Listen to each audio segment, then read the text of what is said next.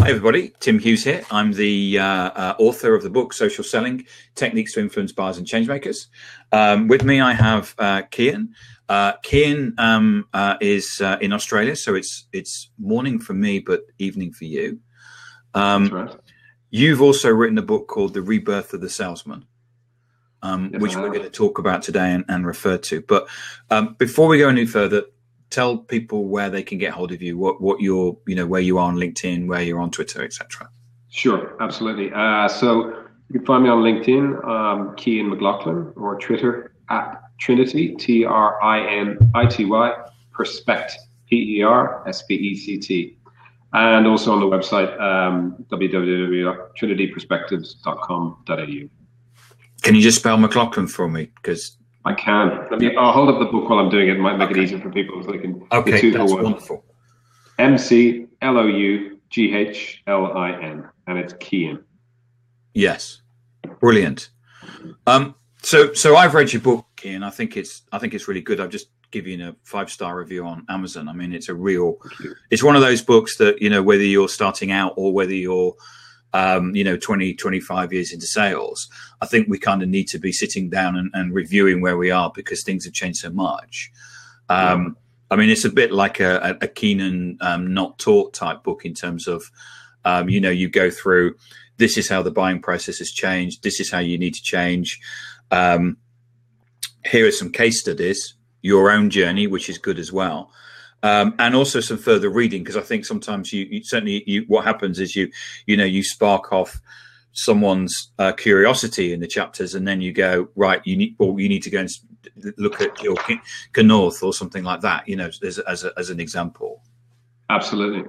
Yeah, I think for me, one of the things is I probably stopped learning for a period of time in my corporate career. I spent 15 plus years in the tech sales industry, and I think what can happen is you get very busy, and you get a little bit stressed, and you get quite consumed maybe by your own importance at a certain point, and by the size of your quota, and every week's a month, and every month's a quarter, and every quarter is the most important quarter that there's ever been. And for a period of time, I think I stopped growing and I stopped learning. And so the last 5 or 6 years since I stepped out, became a cubicle escapee and set up my business and wrote my book, has been very cathartic for me, because it's actually been an opportunity for me to just start learning again.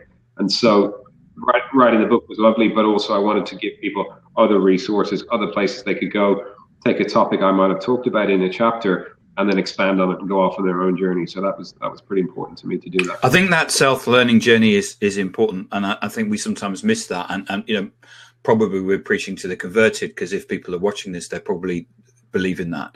I mean, we did some research at my previous company about why was it that there was a certain percentage, and it was the worldwide average of people that were overachieving their quota. What was it that they had about them that was different from the other salespeople? And one of the things that we found was that they all went on training courses every quarter. Whereas the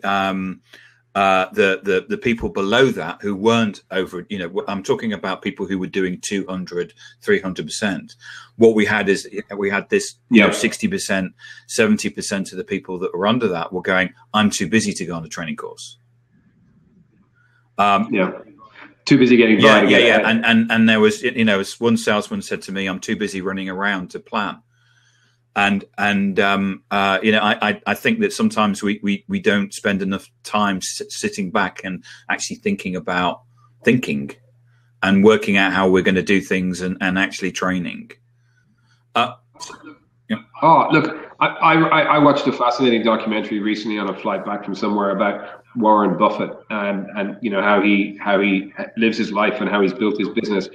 And what amazed me was just how much of his time he spends just reading. He's just constantly reading. He's a voracious reader. He's constantly striving to find out new things.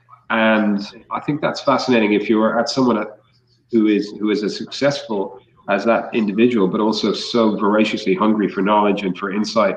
That's a pretty good lesson for all of us, really. You never stop learning. And if you do, you're probably going to be, your relevance is going to be reduced pretty significantly. So your company, Trinity Perspectives, which I know because you've got a board behind you. You're involved in apart from, it does many things, but you're involved in win-loss analysis. And so you must right. see, certainly from a tech or certainly from a B2B perspective, that there are a whole bunch of things that we can learn from, or why we're losing deals, or why we're winning deals. So can you give us a perspective on where and how people are winning and how people are losing? Sure. Look, the reason for me going down this path in the first place was I was getting very frustrated on some deals I was involved in my own career, just not really understanding why we won or why we lost. And let's be honest, if you're a sales professional in the B2B world, you're putting a fair bit of blood and sweat and tears and energy and company resources into the bids you go after, whether they're formal tenders or more informal pursuits. And I was just looking at this. I was saying, why don't we know, and what can we do about it? And the obvious answer was, maybe we just sit down and debrief with our customers. But that seemed a little bit too obvious. But just to kind of strike that off the list, I thought, well, let me give it a try. And I was blown away. I was actually blown away, first of all, by the willingness of customers to participate in that sort of a conversation. And secondly, with a little bit of checks and balances, just how candid and honest and frank they would be, and how most of that feedback was it wasn't all positive necessarily, but it was very constructive. And it was incredibly interesting. It was fascinating. And so often it was completely at odds with, what we thought, the outcome of we knew the outcome of the deal, but we didn't know what had got us there. We had a view, and they had a very, very different view. And by playing at the intersection of the sales process and the buying process, as we now do, we're very privileged because we actually get to see both sides of the equation. And as you say, we do start to learn, why we're winning and losing the deal. Because you talk about in your book about how it's a great case study of how a company won a deal. But when they actually got the feedback, they actually had lost all the way through, and they actually only won through a series of mishaps, mainly from either the competition. You took us through that a bit. Well, so in this particular transaction, what happened was their tender response was very, very poor. So that put it pretty much down towards the bottom of the list. But this particular customer had a very formal decision-making process that required them to bring, I can't remember if it was 3 or possibly 4 vendors through to the kind of the start line, and we're going to do a formal review. And a couple of other vendors actually qualified themselves out when they saw the extent of the process that was ahead of them. So that meant that this particular organization, by default, was kept in, even though they were at the bottom of the list. Then their presentations weren't great. Their pricing model was way out of whack. The customer was actually leaning towards one particular vendor, but it happened to coincide with this vendor's end of financial year, and they pushed really, really hard to get this deal over the line according to their time frame, and they actually ended up losing credibility with the customer. And so ultimately, this particular vendor, they were down to 2. And at this stage, all of the user community were given an opportunity to score the vendors according to the different criteria. And they went back and they scored both vendors. And it just so happened that one vendor outperformed the other vendor in pretty much every single category. So clearly that was the vendor of choice. And then what happened was the project sponsor took this effectively decision to the CFO of the business and said, look, we have a decision. It's pretty much unanimous. We all want to go with this organization over here. And the CFO was like, well, that's great. That's really happy that it's unanimous. Just tell me, have they given you their 5-year product roadmap? And the project sponsor said, well, that wasn't something we'd asked for. And the CFO went back and said, well, look, this is such a big decision for us as an organization. We really need to see that. And so this vendor then got a question thrown over the fence out of nowhere saying, can you give us your 5-year product roadmap, which they duly supplied. The other vendor said, we're not in a position to commit to a 5-year product roadmap. We can only commit to, I think it was 18 months. And the CFO said, you know what, that's too big of a risk for us. We're going in this other direction. And so that vendor ended up winning this piece of business that they had lost, and then they'd lost again, and they'd lost again. So it was literally a question of the stars aligning. And let's be honest, that's a great story from a sales perspective. You know, we've all been around, but I'd ask the question: how many other deals happen where we think we were, you know, we were clearly the best, we were clearly this, and actually the stars aligned and we got lucky and we won a piece of business? Or how many times do we lose when the stars have aligned and actually we should have won if we just done this one or two little things slightly differently? But the problem is we don't know, and so we walk away from these deals that we've invested all this time and effort and energy in with effectively nothing. And even if we win the business, all we get is the, you know, the signature on the dotted line. We still don't know what we won. So we can't take those learnings, spread them across the business, and then make them repeatable. So it just struck me as odd. And I thought, well, you know, I looked around and couldn't see anyone else solving the problem. So set up a company to do that. And that's what we've been doing for the last 6 years. So how have you seen sales change or the buying process change? You do talk a bit about, I mean, your book isn't about social selling. You do talk about being that you need to be, you do need to have a presence on social, but you talk about other things in the book. It's not a social selling book if you don't, you know. No, it's not at all. But I think you know, where I look at social selling, or where I look at the evolution, I suppose, back to your original question, is that increasingly in the B2B world, I think customers can, you know, we all know they can research our product, and we've been hearing that for years, that they're 70% of the way down the funnel, which to me is a bullshit statistic anyway, because the reality is something has to get them 70% of the way down the funnel, and the something that has to get them there is information, knowledge, research. And then the question is, what are they reading? And then the question is, why aren't they reading our content? Because either it's not engaging enough, or it's not well optimized for SEO, or it's not gamified, or it's not entertaining, or whatever. So they're still engaging with our company at the very start of the sales cycle, but they're engaging with our content rather than with our salesperson. So that's the only real difference. So I think that's fundamentally flawed. But in terms of the social selling aspect, what's happening more and more is customers are seeing salespeople as the personification of the businesses that those salespeople represent.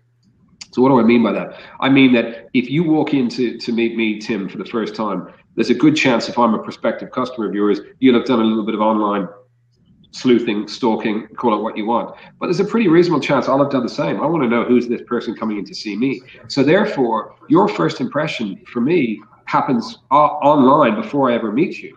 So the social selling component of your profile and your personal professional brand is very, very important. I'm obviously going to be looking at things you might have written, content you might have shared, et cetera, et cetera.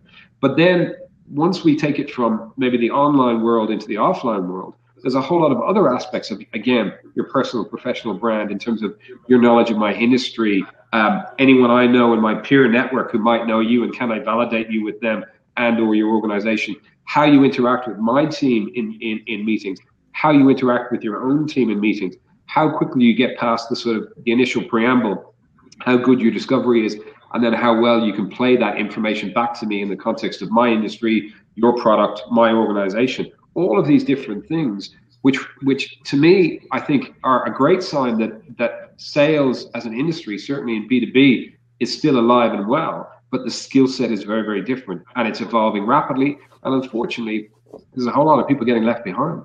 Yeah, I agree. And I think that you know, you need to be, you know, you talk about in your book about, well, you use the terms EQ and IQ.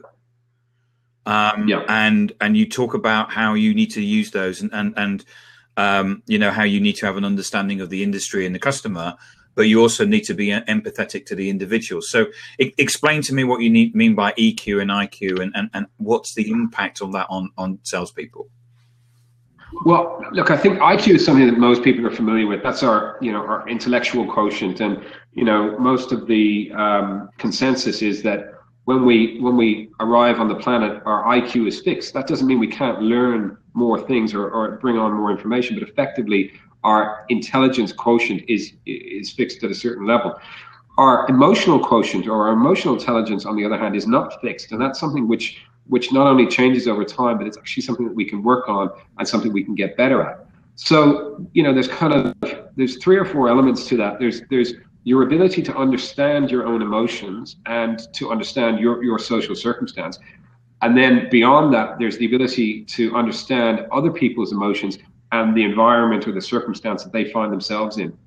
And those individuals who are more attuned from an emotional perspective tend to be much more successful. So there's some staggering statistics about EQ. 90% of the top performers are high in EQ, and with every increase in your point of EQ, it equates to about $1,400 or $1,500 US increase in your earnings potential, and on and on and on. So there's some staggering statistics about that, but it's really interesting because it's not something that's taught.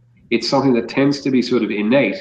But once you actually begin to scratch the surface and understand how your ability to listen, your ability to be empathetic, your ability to actually demonstrate to someone that you understand what they're saying, and then play it back to them with some context around that, what that makes them feel is, hey, you get me, you listen to me, you understand me. Now, you can't do it inauthentically, because if you do, it's just awful, and people will, naturally withdraw. So what it is, it's about really just taking the time to be present, and almost having the ability to go in with, a pad of white paper and a pencil, and your mind and your heart, if that doesn't sound too wishy-washy, and have a conversation like you and I are doing now, rather than come with a preconceived agenda. This is what I need to achieve. What I refer to as that kind of show up and throw up approach to selling, which is, I've got a nail and I've got a hammer, so that's it. That's the solution to your problem, no matter what your problem is. People are just sick of that. No one wants that anymore. It's not relevant.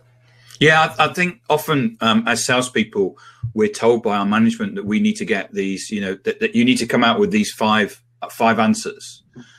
How much, and when, and the next action. And people are more focused on that than they are actually understanding what the customer's problems are.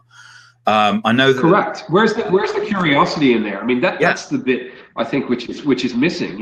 If effectively what you're doing is a forecast call with me as a prospective customer to get my band criteria, most customers have been around long enough to be able to read the play there. But if you're genuinely curious and you've done enough research to be asking some intelligent questions, then, that 15-minute conversation we were going to have, now actually, as it happens, I do have another 45 minutes because I respect the work that you've done to make this a worthwhile conversation. I think that's, it's critical. I mean, I imagine you would be getting a lot of those inbound emails and inbound LinkedIn messages from people offering to, optimize your SEO and change your website, and going straight into horrible pitch mode versus taking 5 or 10 minutes to do some research on who you are and watch some of your content. And at the very least, try to be curious enough to have a relevant conversation. Yeah. I always block those. But I had a content marketer contact me and saying that they would write some content for me. And which was kind of, is interesting. But what I was looking for was, I said, I went back and I said, I understand this, but you've not looked at my website, because I can tell that from what you've written, which was a hint. Yeah. I didn't actually say, go and read my website. It was like a hint. If you go and read my website, come back to me and give me some insight about how you think that you can improve my website or my content. And they just came back and said, well, I'd love to guest post, but I don't have time, but I'd like to pitch you some ideas. It's like, what, come on, you're supposed to be adding value. It's a bit of a cliche, but, I want you to give me that. Tell me something that's different. Tell me something what all the other salespeople, because I get approached by all kinds of salespeople and they pitch me all the time. It's like, what is it? I'm out there. You can find a lot of information about me. Come and tell me why you're going to make a difference to my life. And you know what? And I had an almost diametrically opposed experience where someone contacted me and said, I've spent some time on your website. I've picked up 3 or 4 issues that you may not be aware of. If you click on your Twitter link, it's not going to your Twitter profile, boom, boom, boom. Really, really good. In a short email, first thing I did was pick up the phone and call that individual. I was like, that is really cool. Thank you very much for that. And then we had a very, very good conversation, because that individual had taken the time to do something that had earned them the right to have that first conversation. And I think, and this is going to probably sound a bit trite and cliche, Tim, so apologies, but sales is actually not about selling anything. It's just about earning the right to get to the next step of the process. And if we do that, it takes the pressure off the customer and off us. And as a result, we pretty quickly run out of steps, and that's when you're closing your piece of business. Yeah, we see our company see it's very much about actually empowering people to buy, because if they've actually gone through a process of, they will have gone through a process of online. I mean, we talk to a lot of people and they say my customers aren't online. And then when you talk to, they seem to think that they're the only person in the world whose customers aren't online or aren't checking them out. Yeah. Everybody is online and everybody is checking them out, regardless of what industry you're in, whether you're construction, you're a lawyer or accountant or whatever. People then jump to conclusions. But the thing is that you need to be in a position that that you're offering something different from I'm just going to turn up and I'm going to pitch, because every salesperson is doing that. Yeah, I absolutely agree. I had a conversation recently with a salesperson, and it spoke exactly to that topic. And they were saying, well, how do we avoid discounting? And I said, well, look, everyone wants a good deal, and let's be honest, everyone deserves a good deal. And if you haven't given them anything else to get a good deal from, then they will ask for a discount. That's human nature, and that's actually okay. But if you've done a pretty good job of your discovery, then you know what's important to them, because just like beauty is in the eye of the beholder, value is in the eye of the beholder. So if I'm talking to you, I don't know what's valuable to you until I actually kind of peel the onion a little bit. But once I do, effectively customers teach us how to sell to them if we ask them the right questions. So once I've done that, you've told me a whole lot of stuff. Now I can play that back to you. And actually now I can find all sorts of different ways to construct value over and above my core offering. And what that does is, obviously it helps me avoid discounting, but more importantly, it differentiates me from anyone else you'd be talking to. Because so often in these win and loss reviews, when we talk to the customers, we say, tell me about, from a product perspective, what were you thinking? And they say, look, to be honest, as far as we were concerned, it was pretty much apples for apples. We hear that expression all the time. So here we are sweating on the features and functions of our offering, thinking, this is going to absolutely, blow their mind. And from the customer's perspective, they're thinking, tick, they'll do it. Tick, they'll probably do it. Yeah, we reckon they can do it. Now, what else have you got for me? And that's pretty scary, because for a long time, our product and or our price point were the two things that we did our utmost to differentiate on. And they're important, don't get me wrong. Without the product and the price, you don't get to the start line. But increasingly, it's people and purpose that's getting you over the line. And I think as we move, as more people move to selling cloud-based systems, with a cloud-based system, it's a bit like Microsoft Word or Apple Music or whatever, iTunes, which is it is what it is. These are the functions, and you're in a situation where actually all of the products are the same.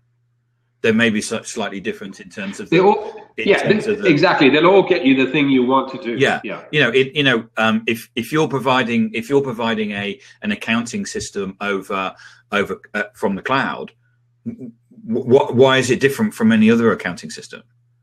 Therefore, the only way that you're going to differentiate yourself is where, as you said earlier on, is in your representatives of the people that are going in and seeing the customers. Because at the end of the day, the person that you put in front of the customer, in effect, is the whole of the organization. I'm trying to not use the word representative because it sounds like rep, and I don't want to. But I know what you mean. Whoever is standing there is the personification. I go as far as to call it that, because if that person is a bit of an idiot, or they're late, or they're not, they look shabby, or any number of other unprofessional things, which unfortunately we do here, then I immediately put those views onto the organization, because the organization has hired you. The organization sees you as a representative or a person who can speak for them. Well, then I judge you accordingly, and we can't help that. That's just human nature. But the reverse is true as well. If you come and you're well prepared, and you're just a decent person, and we get on, and all of those sort of little things, the 1% and 2%ers, again, it's not necessarily going to win you the business, but it's certainly going to give us an opportunity to be in a better position to do. And the other thing, I have this strong belief that's human. B2B is a fallacy, because businesses don't buy from businesses to a large degree. Certainly in our world, people are involved, so people are buying from people. And how do people buy? Well, effectively, people buy with their hearts, and then they justify with their heads. But for the longest time as an industry, we've been selling to their heads and not to their hearts. And actually what we need to do is sell to both. Because if I sell to your heart and you think I'm amazing and my business is fascinating, but I don't have the product or the price point, I'm not going to get the business. But if I sell to your heart and you're like, I really want to work with Cian, I really, think Trinity is a great business. Now, does it tick all those other boxes? It does. Great. Now there's no contest. And so I think that's a huge missed opportunity, that we go straight to the head, and we avoid the kind of the limbic system and the feeling and the emotion and the gut feel that we all have as humans. Do I like them? Do I trust them? Can I see myself working with them? We give references to customers and we think our job's done. But actually, one of the really interesting things that's happening all the time now is you put up your logo slide and you think you're really, you're really smart because we've got 50 logos up there. And what a lot of customers are doing now is they're taking some notes and like, oh, I know someone who works there. I know someone who works there. And then they pick up the phone. They're like, hey, tell us about this company. And one of a couple of things happens. Either they say, oh yeah, those guys are great. We've done some really good stuff with them. Or they say, those guys are terrible. Or they say, I don't know who they are. And they're like, well, you were on their customer logo slide. And they're like, I don't know who they are. And I would know who they are given my position. So they might be in one small corner of our business, but they're not strategic. And immediately you get a huge, cross against you without ever even knowing what happened. So little things like that. Don't put up 50 logos, put up 3 or 4, and then give context around each of those. Why have I put up this company? Well, they're in your industry, and I think you could be, we could introduce you. These guys aren't in your industry, but they had a similar problem. These guys have done something really, really innovative. So these are the 3 that we think could be good references for you at some point down the track if we get there. Perfect. I really love that, Cian, because I've seen so many logo slides go up and you say to the salesperson, so talk me through this. And they go, I don't know, it's just a logo slide. Yeah, I got it from marketing. Yeah. 6 months ago. Yeah. So how are they using them? I don't know. Okay, so yeah. So I just thought of something which another interesting. We did a piece of work with a client, and we went out and interviewed a whole lot of their customers. And one of the things we asked, which was just a question in a whole series of questions, was if you could, rate all of these different criteria in terms of your decision-making process around, price and around account management, a whole lot of other things, when you were making your decision. And now that you've been a customer for a period of time, can you rate them again and see if the order would be the same? And the order was reversed in a whole lot of areas. And one that was really interesting was account management and support.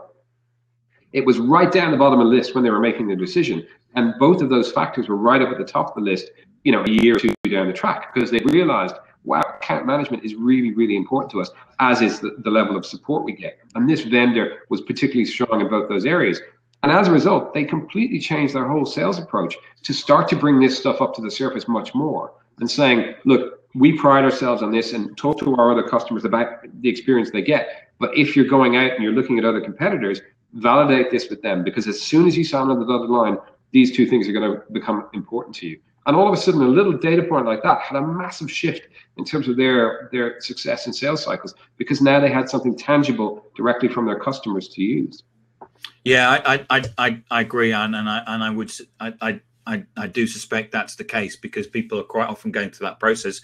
We're buying a new accounting system rather than actually thinking what we're looking for is a long-term relationship with an accounting supplier, because that accounting system we're probably going to use for 5 or 10 years.